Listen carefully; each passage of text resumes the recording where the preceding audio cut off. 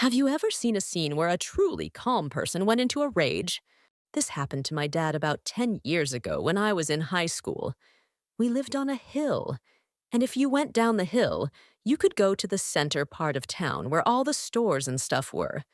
And if you went further up and out on the other side of the hill, there were all the bars and clubs.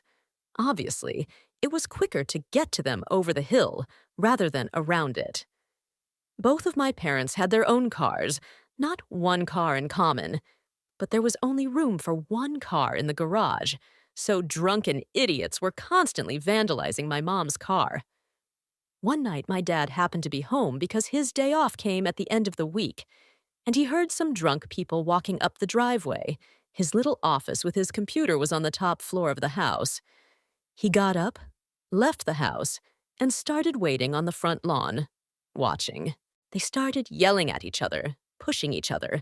My mom got really worried and asked me to get out because she didn't want some drunken idiot to hurt my dad, so I went out to see how he was doing.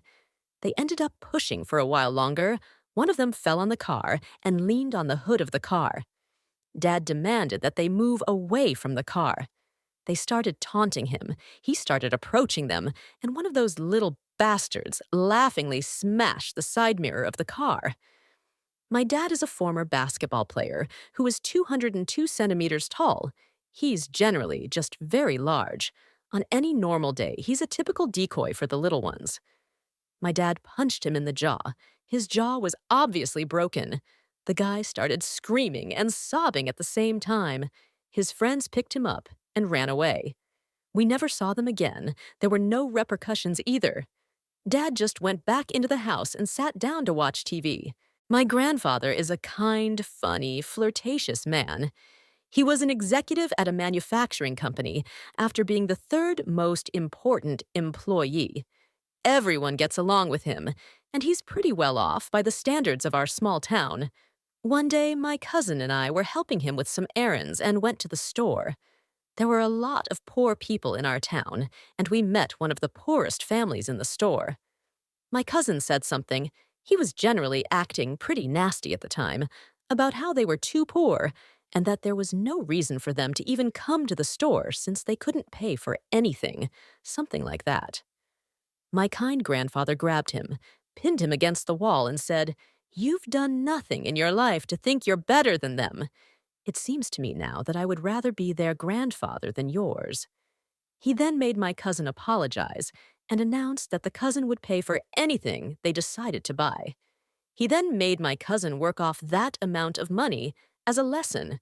Now my cousin is a social worker and specializes in poverty, violence, and rehabilitation.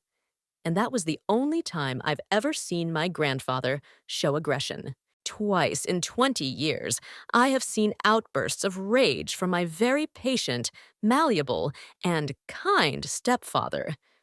The first time was when some high school kids chased my brother and cousin all the way from school to our backyard, threatening to take their lives with pocket knives.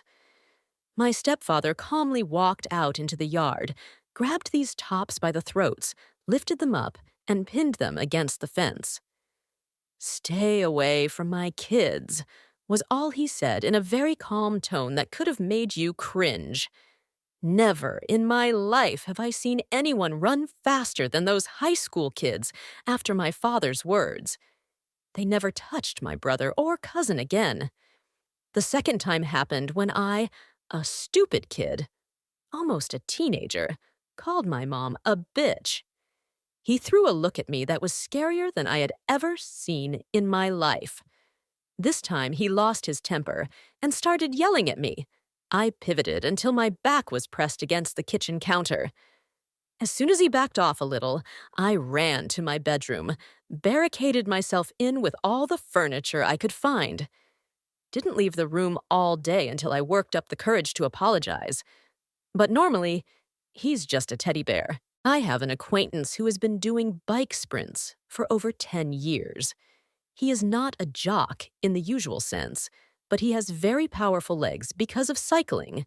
Let's call him S. That said, he's a very calm and collected guy, likes to play chess when he's not cycling, and is very methodical in everything he does. This quality of his admires me. He also never gets angry at people or provokes anyone. One time he was out on a walk in the city with his girlfriend and her friends, then called me and a few other friends and suggested we hang out, have a beer, go out to eat. The evening went great.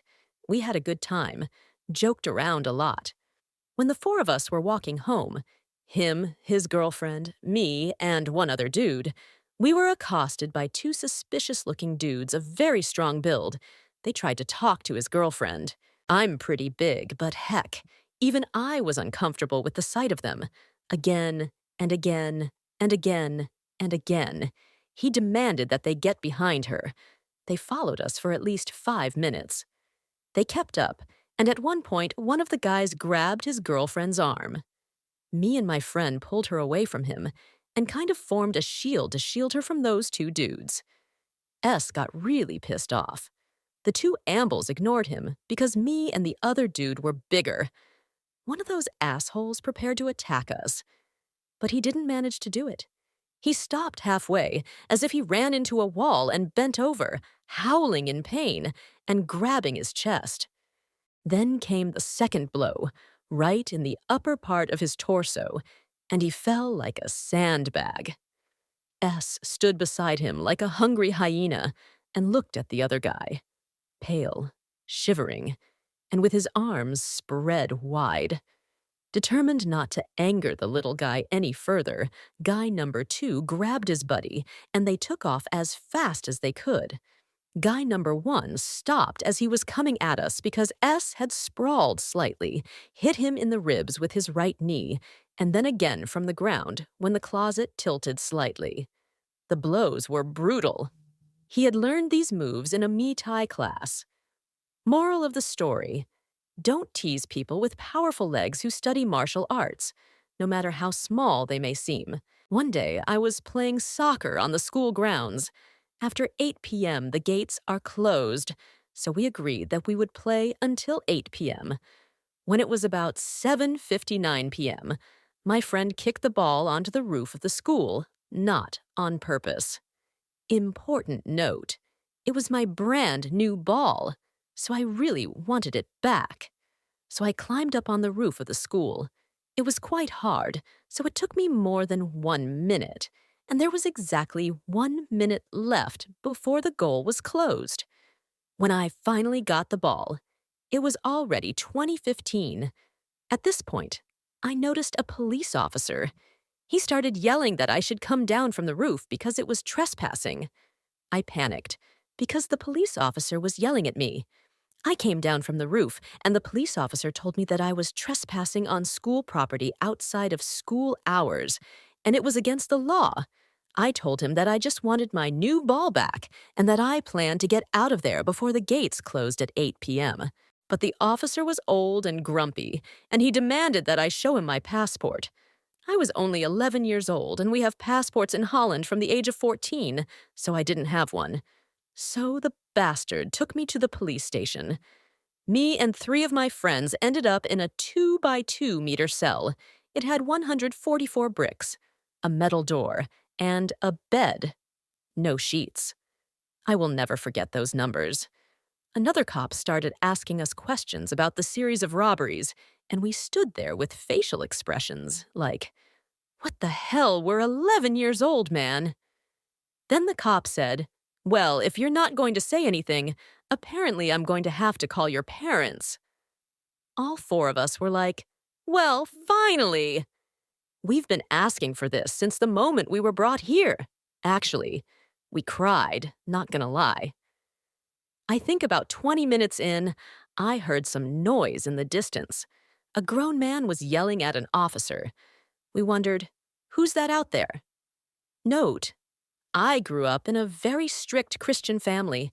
Turns out it was my dad who yelled at everyone at the station to let us go free because we were just playing soccer, and that police officer acted awfully stupid in deciding that a few 11-year-old kids might have been behind a series of robberies. That was the first and last time I ever heard my dad swear. I and a few of my friends often went to a pub in our hometown. It was a small place in the center of town, a traditional English pub with beautiful barmaids and regulars, which included us. Every time we came in, there was always one man sitting at the bar, all alone, with a glass of batter. Sometimes he would join in the general merriment, but he never made a fuss or got drunk. He was a nice guy, always saying hello and smiling. The only name we knew was Ray. Ray was about 60, but he was trim, not big, just a normal-looking man, with a few tattoos on his forearms, pretty standard for the north of England in the 90s. One Saturday night, me and 4 of my friends went in for a drink. As usual, it was Saturday, so there was a soccer match being broadcast. Z fans, from out of town, walked into the pub, which in itself is a bold move, but it was an establishment with a peaceful reputation. Everyone looked at them with suspicion, but continued to drink their drinks in peace. They approached the bar and immediately started being rude to the barmaid. They spoke obscenities, complained loudly about the beer, etc. Ray looked at the 3 guys and said, "You don't have to be rude to her. She's just doing her job." This was followed by a torrent of insults directed at him from out-of-town fans. "Shut up, old man, and what are you going to do?" etc. The regulars weren't going to stand for it. Everyone stood up, including me, and stared at these idiots. Ray turned to everyone and simply said, "Sit down, guys. I'll handle this." Turned to the fans, "You 3 and me, outside now." The 3 guys, who had obviously come in just to pick a fight, got excited. "Come on, man, let's go." They all left the bar. But not 20 seconds later, Ray returned without saying a word, sat back down at his seat, and continued drinking his bitter. Curiosity overcame us, and we ran outside where we saw a picture of a real massacre. 2 guys were lying passed out on the sidewalk. One was on his back. His nose was bleeding. Turns out Ray was ex-Special Forces, and the bartender was his daughter. I worked in a retail store. Our manager was a very kind and gentle man, about 165 centimeters tall, not skinny, but not muscular either. I never saw him lose his temper except once. A guy from another department filled the shelves. His name was Bill. He was in a wheelchair. A huge, angular guy came over and started arguing with Bill about whether we had this or that, and the guy lost his temper. Tried to lift Bill out of his chair to beat him up. I was further in between the rows of merchandise, but headed over because, damn, you can't hurt Bill.